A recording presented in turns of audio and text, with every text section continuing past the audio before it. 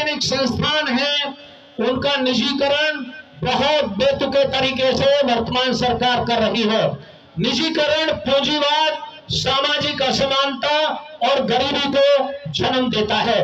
राजनेताओं की निरंकुशता स्थापित होती है, इसे तुरंत समाप्त किया जाए। तीसरी मांग है संपूर्ण भारत में जातीय जनगणना हो, जिसकी जितनी संख्या भारी उसकी उतनी हिस्सेदारी के बगैर सामाजिक न्याय सुनिश्चित नहीं हो सकता। इसलिए प्रत्येक जाति की जनगणना करना अनिवार्य है। हमारी चौथी मांग है शिक्षा का राष्ट्रीयकरण।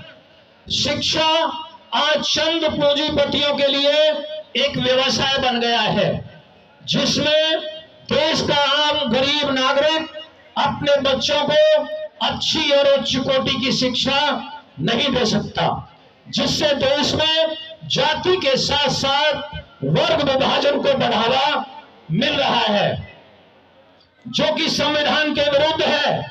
इसलिए यह अति आवश्यक है कि देश में शिक्षा का राष्ट्रीयकरण किया जाए। हमारी पांचवी मांग है आरक्षण कोटा पूरा किया जाए।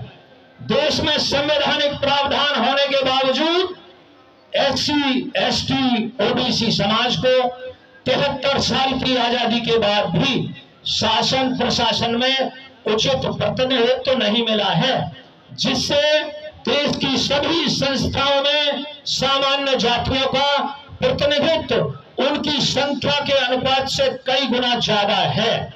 सभी संस्थाओं पर उनका एकाधिकार बना हुआ है।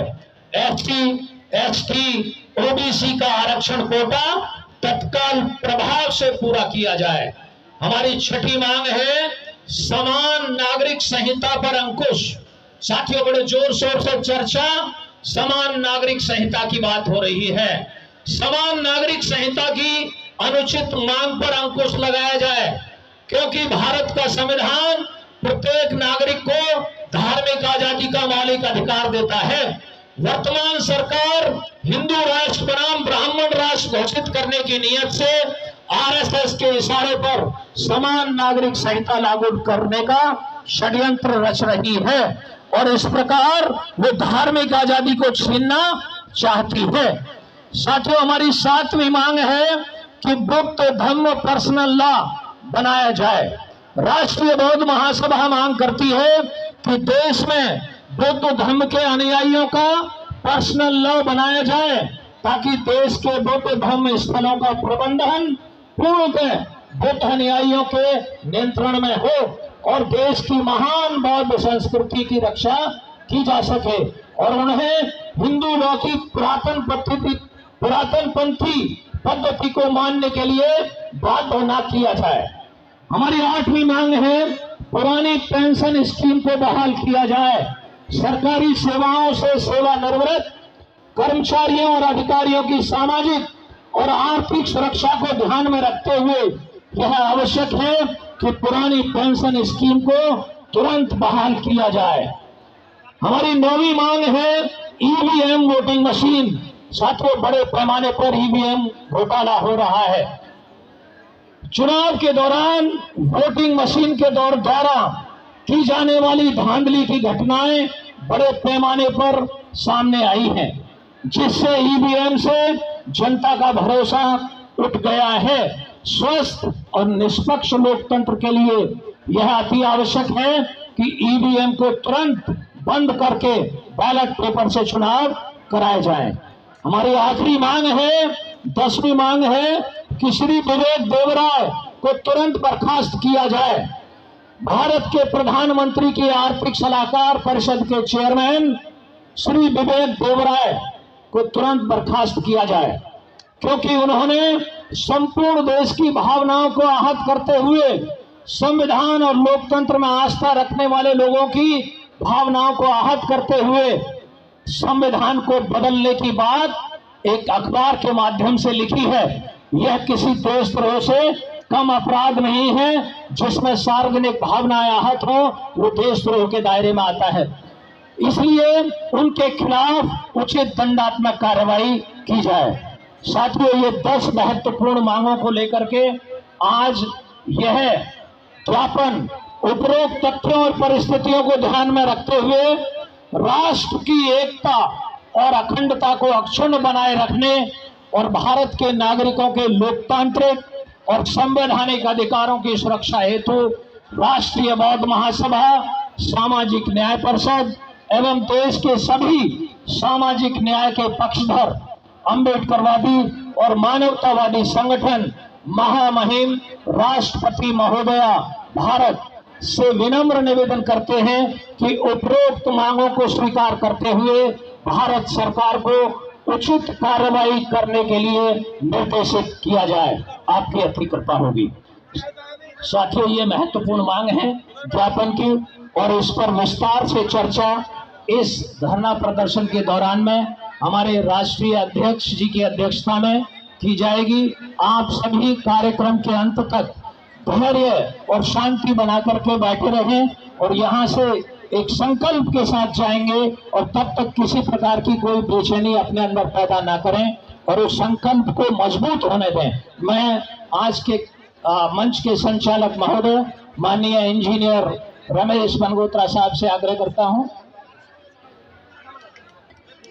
परम पूज्य बाबा साहब अम्बेडकर, परम पूज्य बाबा साहब अम्बेडकर, बुद्ध धर्म की क्या पहचान, बुद्ध धर्म की क्या पहचान, जिसकी जितनी संख्या भारी, जिसकी जितनी संख्या भारी, संघ और राजदंड को हटाया जाए, संघ और राजदंड को हटाया जाए, शिक्षा को राष्ट्रीयकरण किया जाए, शिक्षा को राष्ट्रीयकरण किया जाए, पुरानी पेंशन स्कीम लागू करो, पुरानी पेंशन स्कीम लागू करो, पुरानी पेंशन स्कीम लागू करो, राष्ट्रव्यापी जनगणना जाति जनगणना की जाए, राष्ट्रव्यापी जाति जनगणना की जाए, ईवीएम बंद करो, वोटिंग मशीन बंद करो, राष्ट्रीय बौद्ध महासभा जिंदाबाद, जिंदाबाद जिंदाबाद, सामाजिक न्याय परिषद जिंदाबाद, जिंदाबाद जिंदाबाद, राष्ट्रीय बौद्ध महासभा जिंदाबाद, जिंदाबाद जिंदाबाद, सामाजिक न्याय परिषद जिंदाबाद, जिंदाबाद जिंदाबाद, बाबा साहेब अम्बेडकर, बाबा साहेब अम्बेडकर, मर रहे धन्यवाद साथियों। स्थापित किया गया है उसको हटाया जाए। भारत एक लोकतांत्रिक गणराज्य होने के साथ साथ धर्मनिरपेक्ष राज्य है जहां सभी धर्मों को समानता प्रदान की गई है।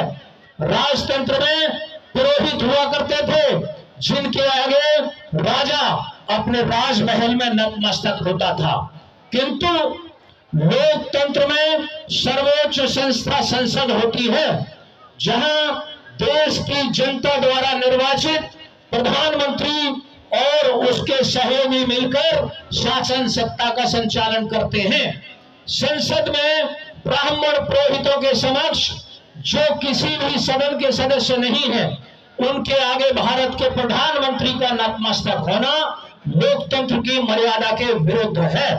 संवैधानिक राष्ट्र प्रमुख होने के नाते आपसे विनम्र निवेदन किया जाता है, माननीय राष्ट्रपति महोदया से विनम्र निवेदन किया जाता है कि इस प्रकार की असंवैधानिक अलोकतांत्रिक परिपाटी को रोका जाए। राजतंत्र के प्रतीक संगोल राजदंड को लोकतंत्र के मंदिर नई संसद भवन से हटाया जाए, क्योंकि भारत का संविधान अपने आप में कानून का राज स्थापित करने की व्यवस्था देता है। किसी धार्मिक व्यक्ति द्वारा न्याय का प्रतीक भेंट करने या उस प्रतीक को स्थापित करने की संविधान इजाजत नहीं देता है और लोकतंत्र में इसकी कोई जगह नहीं है। दूसरी मांग है हमारी निजीकरण की। गरीब के बीच में न पड़ने वाली खाई बन गई है। सरकारों ने गरीब आदमी को पूंजीपतियों के रहने कर्म पर छोड़कर गुलामी में झोंक दिया है। इससे भारत के नागरिकों की विदेशी गुलामी से स्वतंत्र होने के बाद स्वदेशी पूंजीपतियों के गुलाम बनते जा रहे हैं। भारत के नागरिकों के लिए बड़ी मुश्किलों से अर्जित आजादी, लोकतंत्र और संविधान अर्थहीन साबित हो रहे हैं। हमारे देश की वर्तमान सरकार चंद स्वार्थी, संकीर्ण, कूटमंडू मनोवादियों के इशारे पर काम कर रही है। देश की सार्वजनिक संपत्तियों को चंद स्वार्थी पूंजीपतियों के हाथों बेचकर देश में बेरोजगारी और पूंजीवाद की समस्या को और भीषण और भयंकर बनाया जा रहा है। केंद्र सरकार देश के संविधान और लोकतंत्र को खत्म कर यहां राजतंत्र स्थापित करना चाहती है। सर्वविदित है कि पिछले 9 वर्षों में वर्तमान सरकार ने संविधान और लोकतंत्र के विरुद्ध जाकर संवैधानिक संस्थाओं का घोर दुरुपयोग किया है। न्यायपालिका के निष्पक्ष संचालन को भी प्रभावित किया है। सदियों की गुलामी और अनगिनत कुर्बानियों के बाद